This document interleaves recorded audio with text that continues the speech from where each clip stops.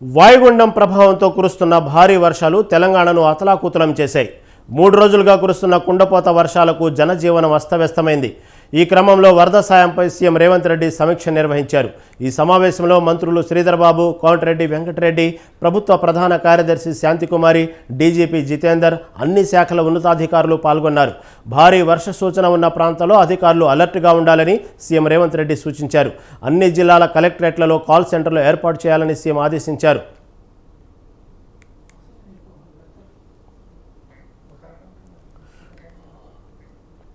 Command control సెంటర్లో వ్యవస్థను సన్నద్ధంగా ఉంచుకోవాలని సీఎం రేవంత్ సూచించారు. భారీ వర్షాల సమయంలో అత్యవసర సేవల కోసం రాష్ట్రంలోని 8 పోలీస్ బెటాలియన్లకు ఎన్డీఆర్ఎఫ్ తరహాలో శిక్షణ ఇవ్వాలని సూచించారు. వరదల కారణంగా చనిపోయిన వారి కుటుంబాలకు ఆర్థిక సాయం 4 లక్షల నుంచి 5 లక్షలకు పెంచుతున్నట్లు రేవంత్ ప్రకటించారు.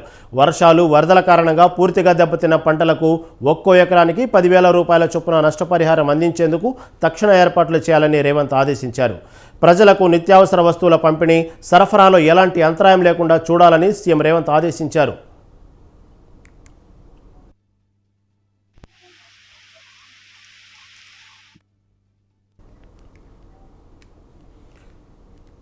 తెలంగాణలో ప్రాణ ఆస్తి నష్టంపై తక్షణమే నివేదిక ఇవ్వాలని అధికారులను సీఎం రేవంత్ ఆదేశించారు. వరదల్లో కొట్టుకుపోయిన పశువులు, మేకలు, గొర్రెలు చనిపోతే వాటిపై ఆధారపడి జీవిస్తున్న వారికి పరిహారం పెంచాలని ఆదేశించారు. వరద నష్టంపైన కేంద్రానికి సమగ్ర నివేదిక ఇవ్వాలని అధికారులను ఆదేశించారు. తక్షణమే సాయం కోరుతూ కేంద్రానికి లేఖ రాయాలన్నారు. జాతీయ విపత్తుగా పరిగణలోకి తీసుకోవాలని కేంద్రాన్ని కోరాలని చెప్పారు. వరద ప్రభావిత ప్రాంతాల్లో పర్యటించాలని కోరుతూ ప్రధాని నరేంద్ర మోదీకి సీఎం రేవంత్ లేఖ రాశారు. వరద ప్రభావిత జిల్లాలు ఖమ్మం, భద్రాద్రి కొత్తగూడెం, మహబూబాబాద్, సూర్యాపేటకు తక్షణ సాయం కోసం 5 కోట్ల రూపాయలు కేటాయించాలన్నారు. వెంటనే బాధిత కుటుంబాలకు ఆ సాయం అందించాలని ముఖ్యమంత్రి అధికారులను ఆదేశించారు.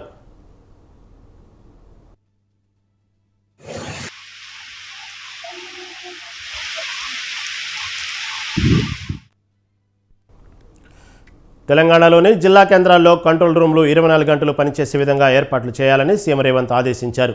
అధికారులందరూ అప్రమత్తంగా ఉండాలని, వెంటనే క్షేత్రస్థాయి పర్యటనలు చేయాలని చెప్పారు.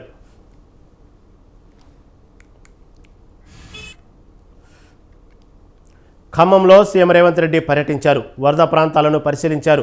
వరద ఉధృతికి దెబ్బతిన్న పాలేరు కెనాల్ను సీఎం రేవంత్ రెడ్డి పరిశీలించారు. ముఖ్యమంత్రితో పాటు డిప్యూటీ సీఎం భట్టి విక్రమార్క, మంత్రులు పొంగులేటి శ్రీనివాసరెడ్డి, ఉత్తమ్ కుమార్ రెడ్డి కూడా పర్యటించారు.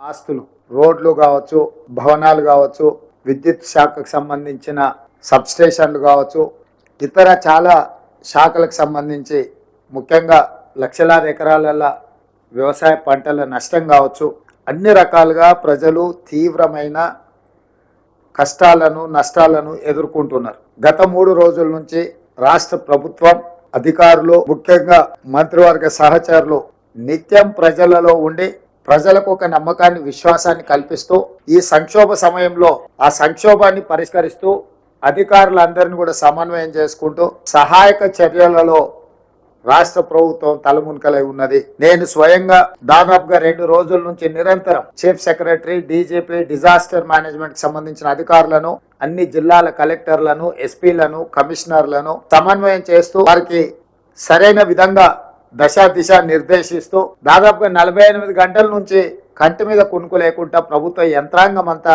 కష్టపడి పనిచేసి ప్రజల్ని ఆదుకొని ప్రజల ప్రాణ నష్టం, ఆస్తి నష్టం లేకుండా చేయాలనే ప్రయత్నం చేసినాం.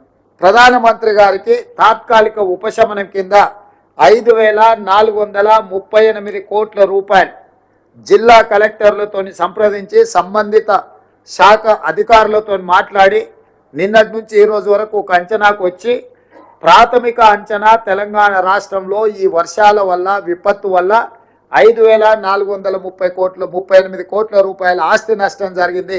తక్షణమే కేంద్ర ప్రభుత్వం జాతీయ విపత్తు నిధుల నుంచి తెలంగాణ రాష్ట్రాన్ని, ప్రజల్ని ఆదుకోవడానికి నిధులను విడుదల చేయాల్సిందిగా ప్రధానమంత్రి గారికి లేఖ రాయడం జరిగింది. నేను ప్రధానమంత్రి గారికి విజ్ఞప్తి చేస్తున్న, ఈ విపత్కర సమయంలో కేంద్ర ప్రభుత్వం పెద్దన్న పాత్ర పోషించి తెలంగాణ రాష్ట్రాన్ని ఆదుకోవాలి. ఈ తెలంగాణ రాష్ట్రం యొక్క ప్రజల సమస్యల్ని పరిష్కరించడానికి మీరు ముందుకు రావాలి. నిధులే అడగడం లేదు.